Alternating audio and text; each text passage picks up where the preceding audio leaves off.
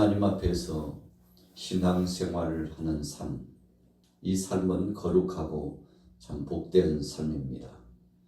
하나님을 아바 아버지라고 부르고 그분을 전능자로 모셔드리고 그분이 천지 만물을 창조하셨고 우리 인생들의 생사화복을 주관하신다고 믿습니다.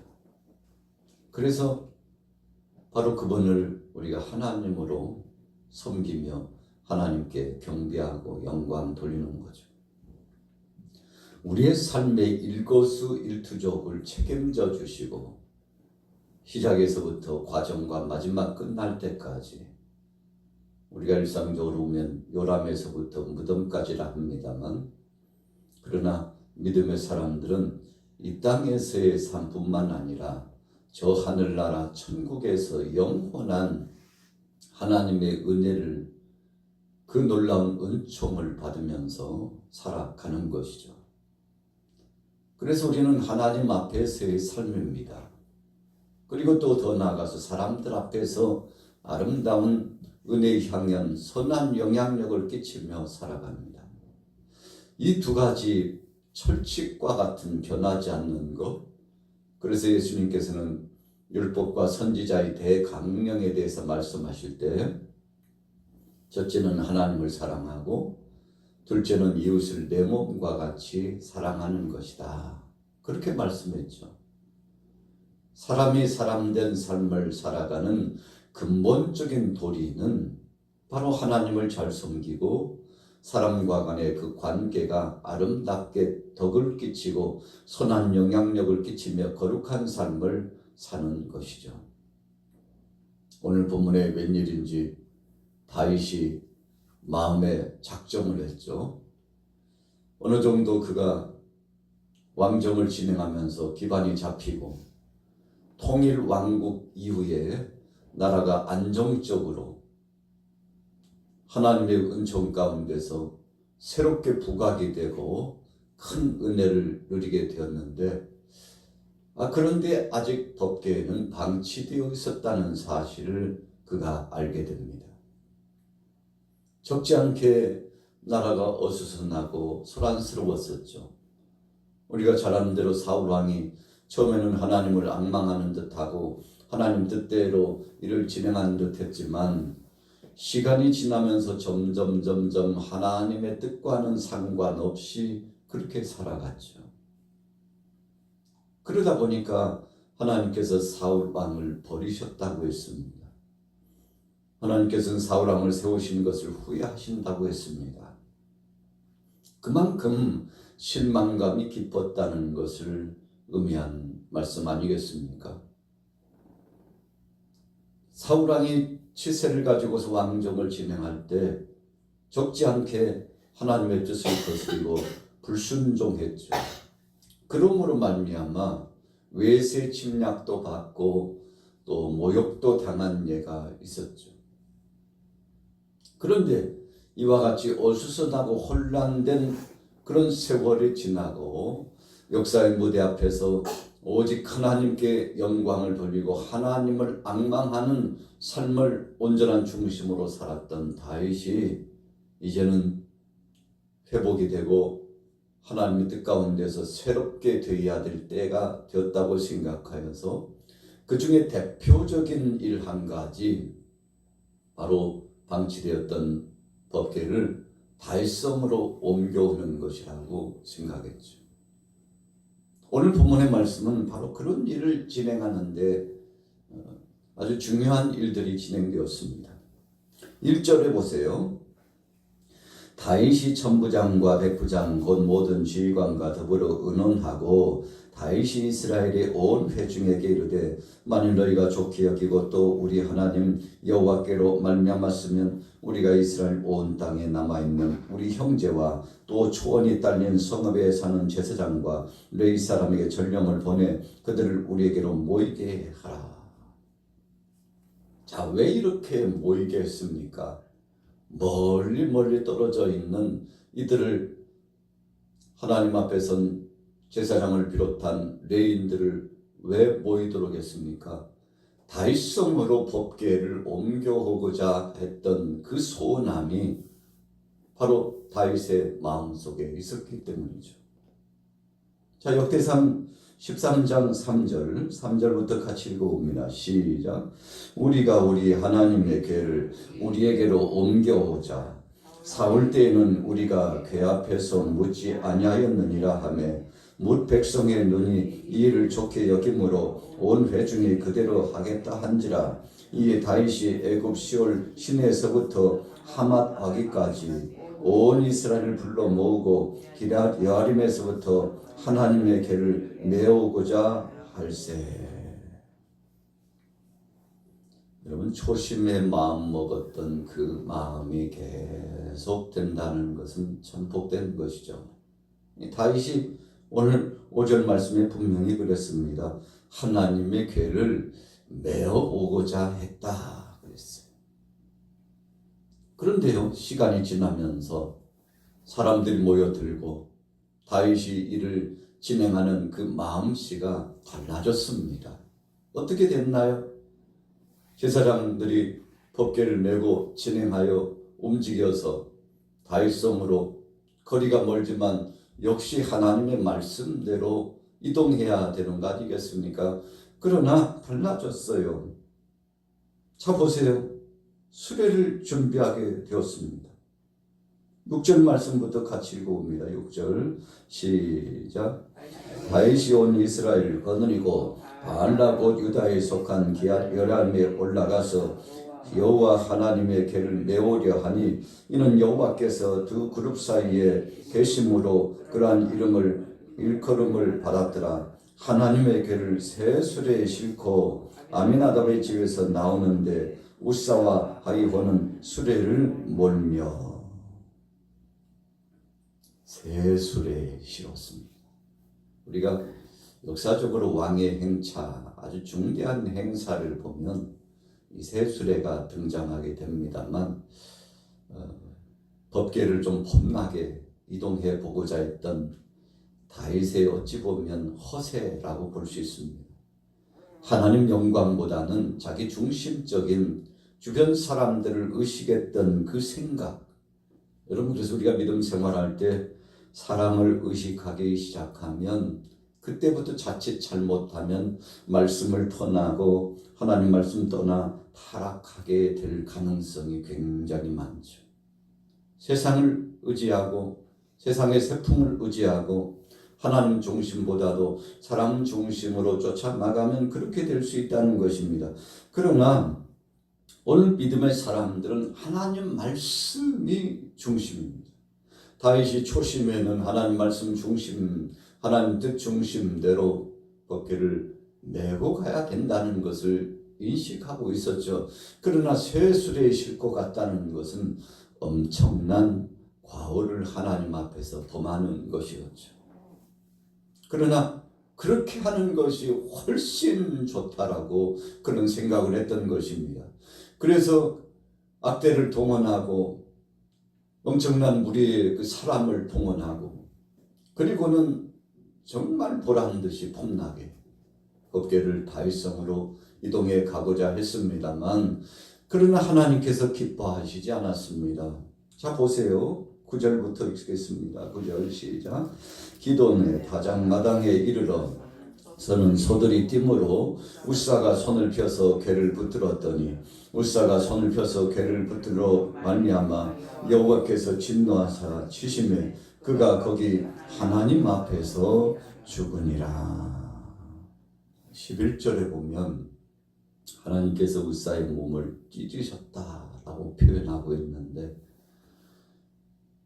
오늘 이 내용의 말씀은 하나님께서 다윗이 행하고 있는 그 일이 마음에 흡족하시지 않으시고 하나님께서 그 다윗의 행하고 있는 그 모든 행사의 모습을 기뻐히 받지 않으셨음을 나타내시고 있는 거죠.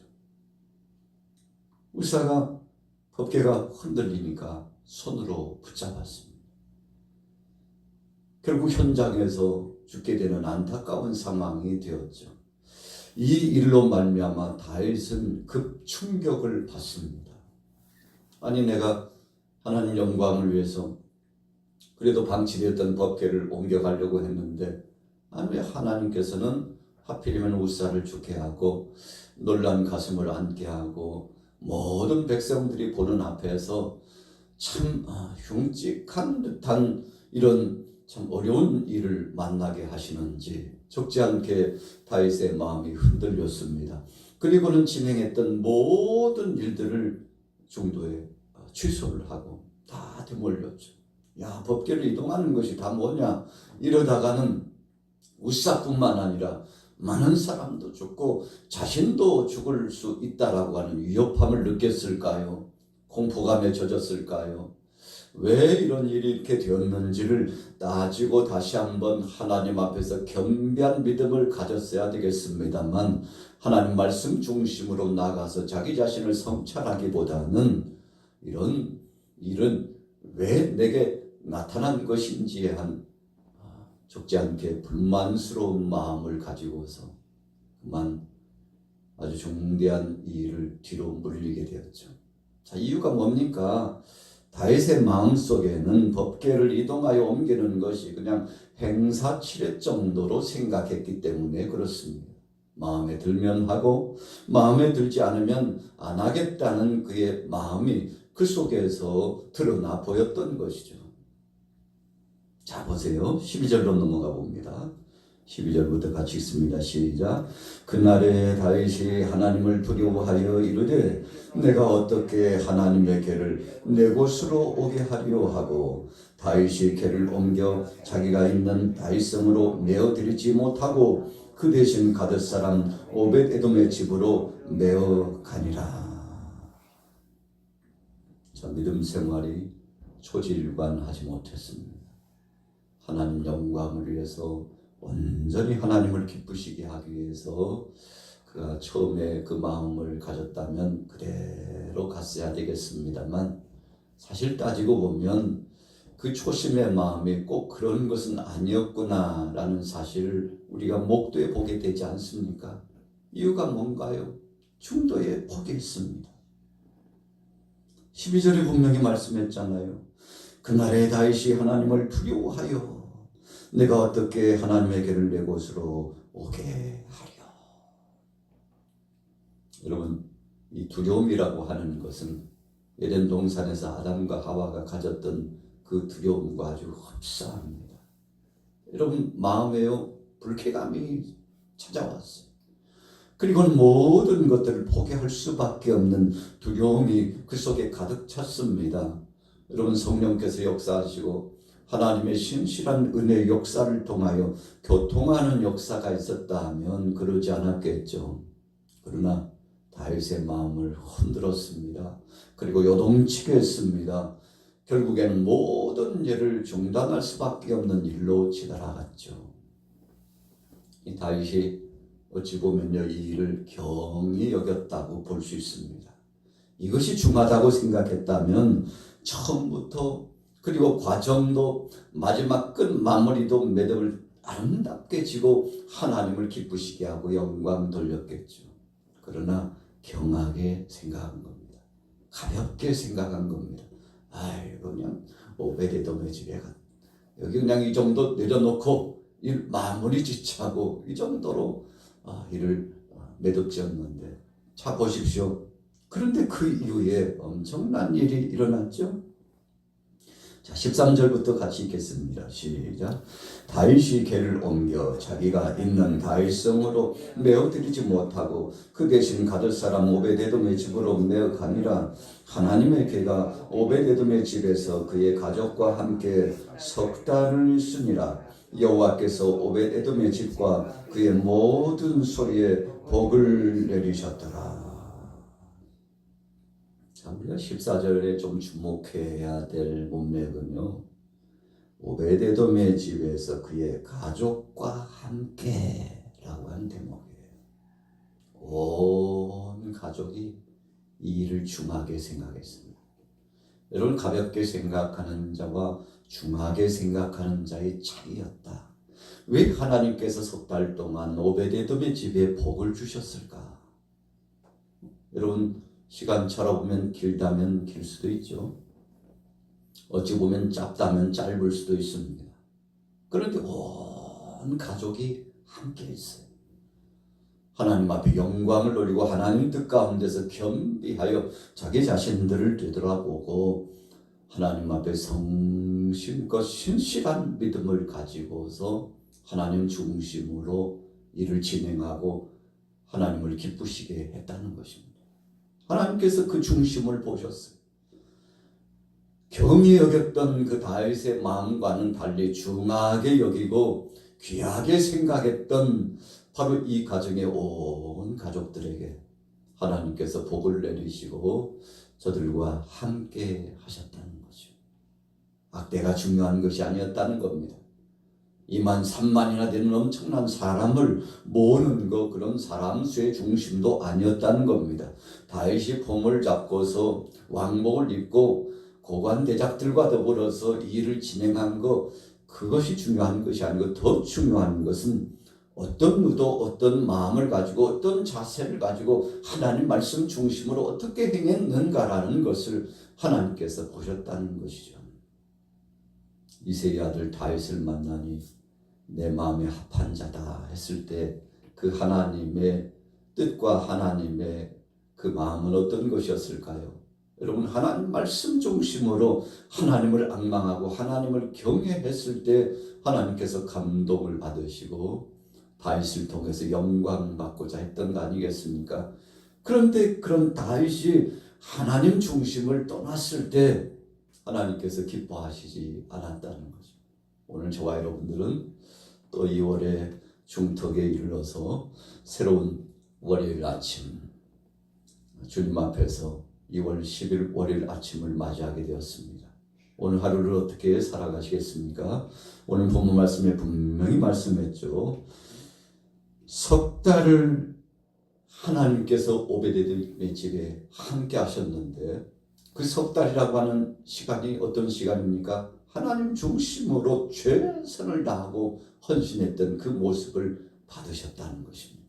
오늘 하루 동안 하나님 중심으로 하나님 앞에 영광 돌리시고 또 이 아침에 기도하실 때 하나님 앞에 기도 제목을 간절한 중심으로 세워서 하나님 오늘 하루도 하나님 중심입니다. 하나님께서 기뻐하시는 곳에 하나님께서 역사하시는 그 현장에 바로 나도 쓰임받고 주님을 기쁘시게 하기를 원합니다. 이 소원을 품고서 오늘도 기도하셔서 응답받는 시간 되시기를 예수님의 이름으로 축원합니다.